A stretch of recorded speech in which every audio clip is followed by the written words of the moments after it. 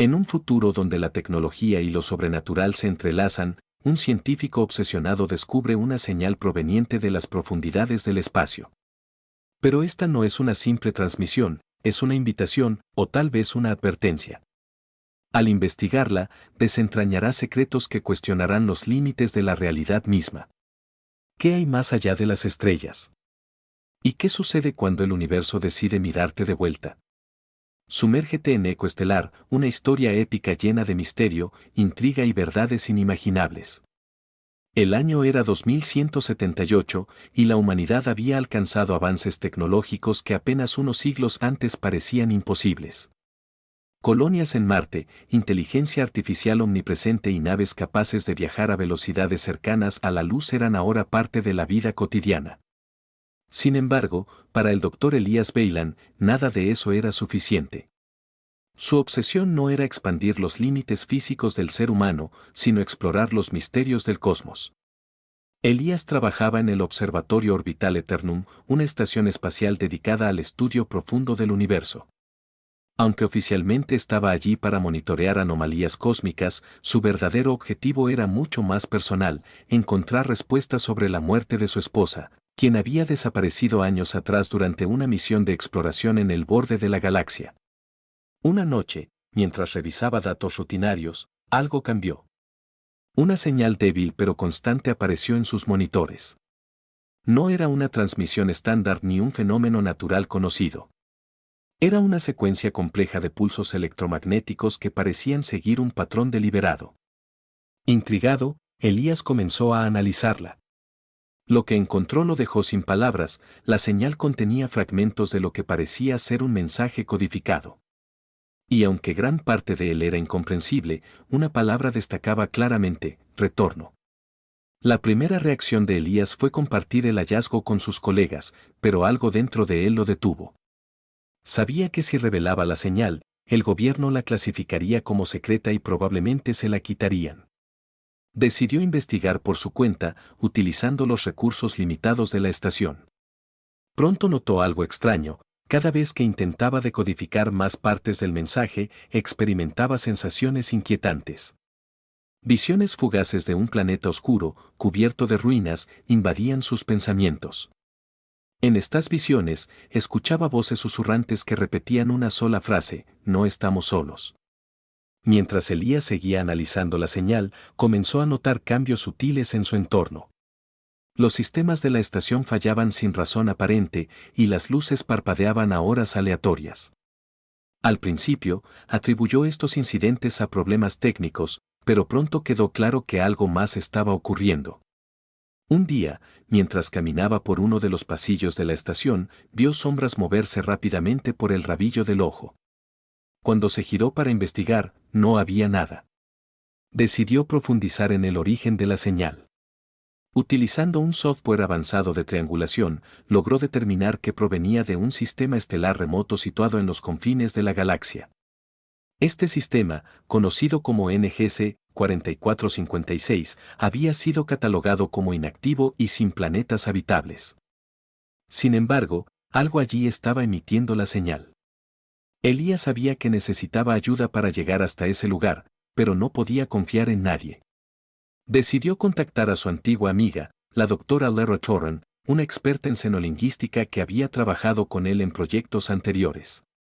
Aunque su relación se había enfriado tras la desaparición de la esposa de Elías, Lyra aceptó ayudarlo después de escuchar su urgencia. Juntos, comenzaron a trabajar en un plan para viajar al sistema NGC 4456.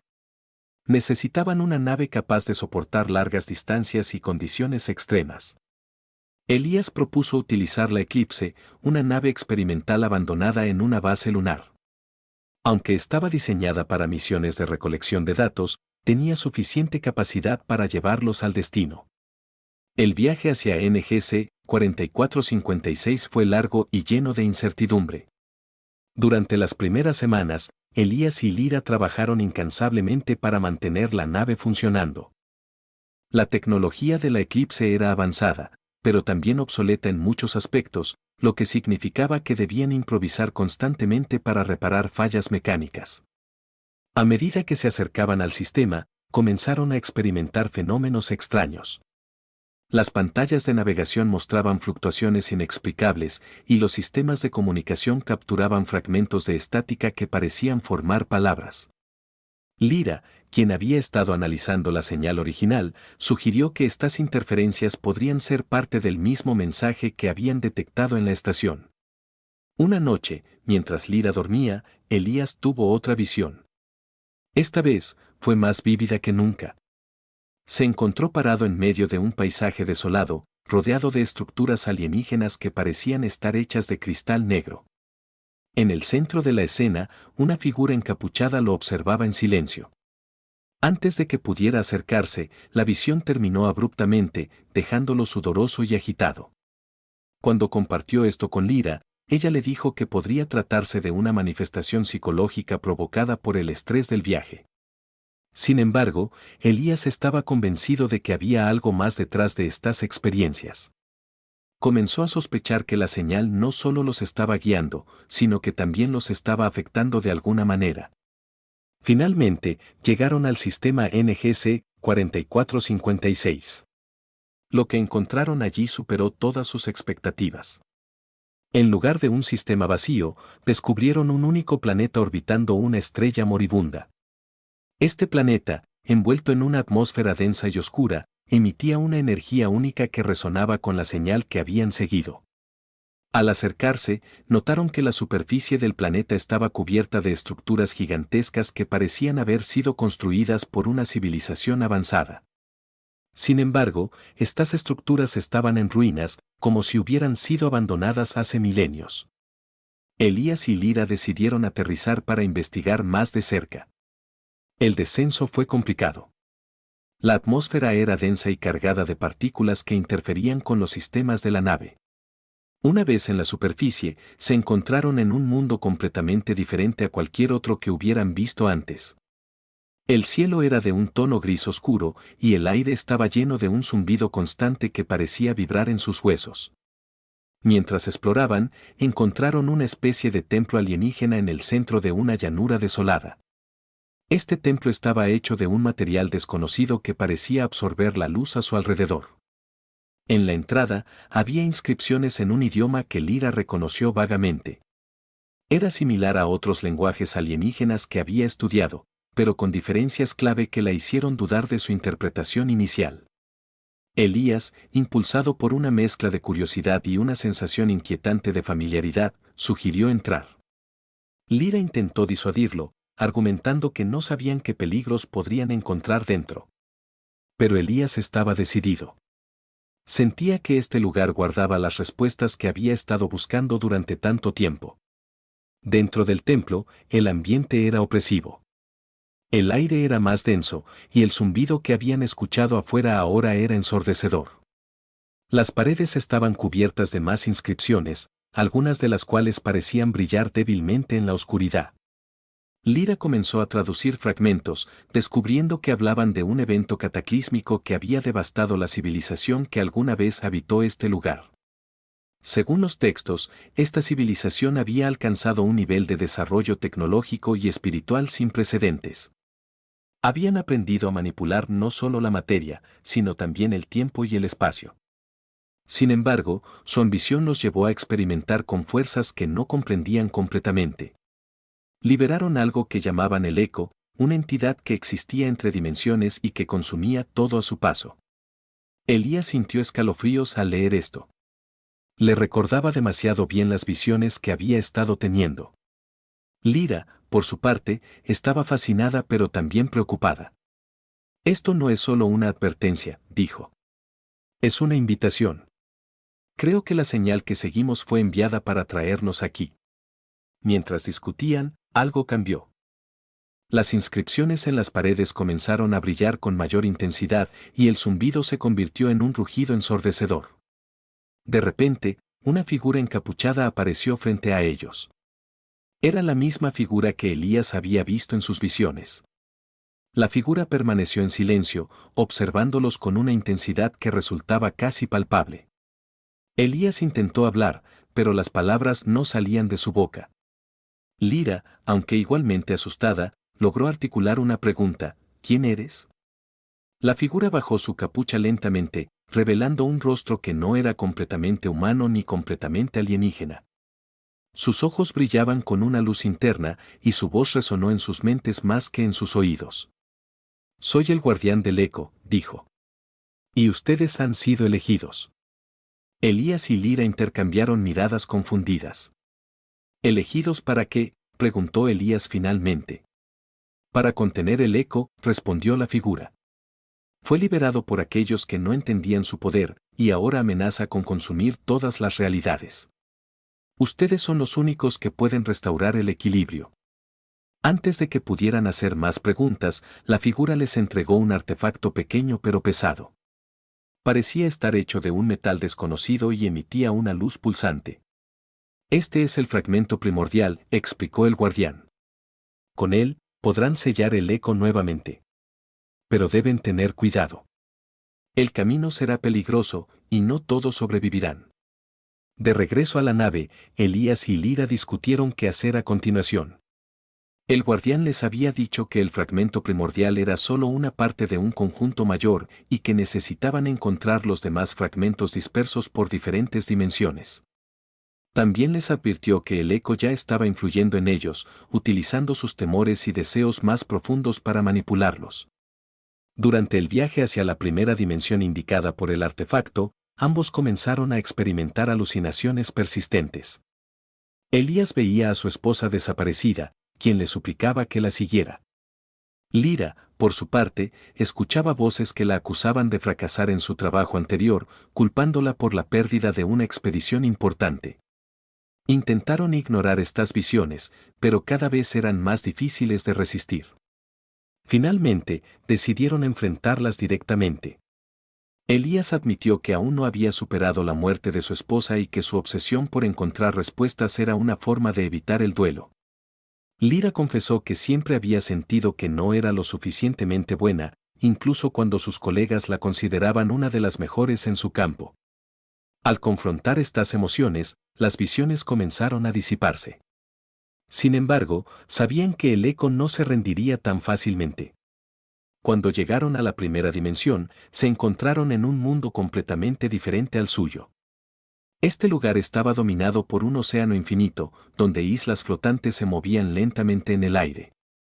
En este nuevo mundo, el fragmento primordial comenzó a vibrar con mayor intensidad, guiándolos hacia una isla específica. Al acercarse, notaron que esta isla estaba cubierta de ruinas similares a las del planeta oscuro. Sin embargo, estas ruinas estaban intactas, como si hubieran sido preservadas deliberadamente. Al explorar, encontraron una cámara subterránea donde el segundo fragmento estaba custodiado por una criatura alienígena. Esta criatura, aunque pacífica, parecía estar conectada al eco de alguna manera. Elías y Lira intentaron comunicarse con ella, utilizando el fragmento primordial como intermediario. Lentamente, lograron establecer un vínculo y la criatura les entregó el segundo fragmento. Pero esto no fue sin consecuencias. La conexión con la criatura dejó marcas psicológicas en ambos. Elías comenzó a sentir una presencia constante en su mente, como si alguien o algo lo estuviera observando. Lira, por su parte, desarrolló una sensación de urgencia abrumadora, como si el tiempo se estuviera agotando. Con dos fragmentos en su poder, Elías y Lira se prepararon para viajar a la siguiente dimensión. El fragmento primordial vibraba con una energía que parecía guiarlos hacia su destino, pero también emitía señales de advertencia. Las visiones y alucinaciones seguían atormentándolos. Aunque ahora eran más sutiles y difíciles de distinguir de la realidad. La tercera dimensión era completamente diferente a las anteriores. En lugar de un mundo coherente, encontraron un espacio fracturado donde el tiempo y el espacio no seguían patrones lineales. Trozos de paisajes flotaban en el vacío, conectados por puentes de luz que aparecían y desaparecían sin previo aviso. Era como si estuvieran caminando por los restos de un universo roto. El tercer fragmento estaba escondido en una de estas islas flotantes, pero llegar hasta él requería cruzar estos puentes inestables. Cada paso era un desafío mental y físico. Elías sentía cómo su percepción del tiempo se distorsionaba, momentos que parecían durar horas en realidad transcurrían en segundos. Lira, por su parte, luchaba contra una sensación de vértigo constante, como si el suelo debajo de ella pudiera desvanecerse en cualquier momento. Finalmente, lograron encontrar el fragmento en una estructura que parecía estar hecha de cristal líquido. Al tocarlo, ambos experimentaron una visión compartida, vieron el eco como una entidad viviente, una masa de energía oscura que se extendía infinitamente, consumiendo todo lo que tocaba. La visión fue tan intensa que cayeron al suelo, jadeando. Sabían que estaban corriendo contra el tiempo, si no sellaban al eco pronto, podría expandirse más allá de su control. De regreso a la nave, Elías y Lyra comenzaron a notar cambios físicos en ellos mismos. Sus reflejos en las ventanas de la cabina parecían distorsionados, como si sus cuerpos estuvieran siendo afectados por la energía de los fragmentos. Lyra sugirió que el eco no solo estaba manipulando sus mentes, sino también alterando su biología para prepararlos para algo mayor. Decidieron analizar los fragmentos utilizando los instrumentos de la nave. Lo que descubrieron fue inquietante, cada fragmento contenía un rastro de conciencia alienígena, como si fueran piezas de una mente colectiva. Elías teorizó que los fragmentos no solo servían para sellar al eco, sino también para conectar a quienes los portaban con una inteligencia superior. Sin embargo, esta conexión tenía un costo. Cuanto más tiempo pasaban con los fragmentos, más difícil les resultaba distinguir sus propios pensamientos de los susurros que provenían de ellos. Elías comenzó a escuchar voces que le decían que abandonara la misión, que no importaba cuánto intentaran, nunca podrían detener al eco. Lyra, por su parte, sentía una compulsión abrumadora de usar los fragmentos para acceder a conocimientos prohibidos, incluso si eso significaba poner en peligro su cordura. A pesar de estas advertencias internas, decidieron continuar. Sabían que no podían darse el lujo de detenerse, no cuando el eco ya estaba afectando otras dimensiones. Según el artefacto, la próxima parada era una dimensión donde el tiempo fluía hacia atrás, un lugar donde el pasado y el futuro coexistían simultáneamente. El viaje a la dimensión del tiempo invertido fue uno de los más desorientadores que Elías y Lyra habían enfrentado. Desde el momento en que cruzaron el portal, sintieron como sus recuerdos se mezclaban con eventos que aún no habían ocurrido. Elías recordó detalles de su vida futura que no podían ser ciertos, mientras Lyra vio versiones alternativas de sí misma tomando decisiones diferentes. Este mundo estaba dominado por una ciudad eterna donde los habitantes vivían en un bucle temporal continuo. Cada acción que realizaban se repetía infinitamente, creando una sensación de déjà vu constante. Aunque la ciudad parecía próspera, había una atmósfera de tristeza y resignación. Los habitantes sabían que estaban atrapados, pero no tenían forma de escapar. El cuarto fragmento estaba custodiado en el centro de la ciudad, dentro de una torre que parecía existir fuera del flujo temporal. Para llegar allí, Elías y Lyra tuvieron que enfrentarse a sus propios reflejos temporales, versiones alternativas de sí mismos que los desafiaban a reconsiderar sus decisiones. Elías se enfrentó a una versión de sí mismo que había abandonado la misión, culpándose por la muerte de su esposa. Lyra, por su parte, tuvo que confrontar a una versión de sí misma que había priorizado el éxito profesional sobre todo lo demás. Finalmente, lograron recuperar el fragmento, pero no sin consecuencias. Elías sintió cómo su sentido del tiempo se volvía aún más inestable, mientras Lyra comenzó a experimentar fugaces visiones de futuros posibles, algunos esperanzadores, otros desoladores. Con 4 fragmentos en su poder, Elías y Lyra comenzaron a sentir la presencia del eco más fuerte que nunca. Ya no era solo una entidad distante, ahora parecía estar observándolos directamente.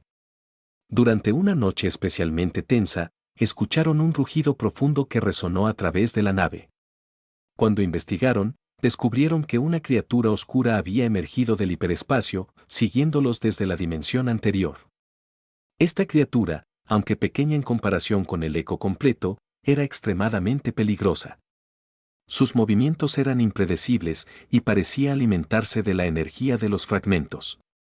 Elías y Lyra intentaron combatirla utilizando las armas de la nave, pero pronto se dieron cuenta de que no podían destruirla por completo. En cambio, decidieron utilizar los fragmentos para repelerla temporalmente. Durante el enfrentamiento, Lyra sufrió una herida grave, lo que obligó a Elías a tomar el control total de la situación. Mientras intentaba reparar los sistemas dañados de la nave, tuvo otra visión. Esta vez, vio claramente cómo el eco había sido liberado, una civilización avanzada había intentado usarlo como fuente de energía ilimitada, subestimando su naturaleza destructiva. La visión terminó con una advertencia clara: si no sellaban al eco pronto, su propia especie podría cometer el mismo error. El último fragmento estaba ubicado en el núcleo de un agujero negro supermasivo, un lugar donde las leyes de la física se desmoronaban por completo. Elías y Lyra sabían que este sería el viaje más peligroso de todos. Entrar en un agujero negro era prácticamente un suicidio, pero no tenían otra opción. Al acercarse, sintieron cómo la gravedad distorsionaba todo a su alrededor. La nave comenzó a vibrar violentamente y los sistemas fallaban uno tras otro.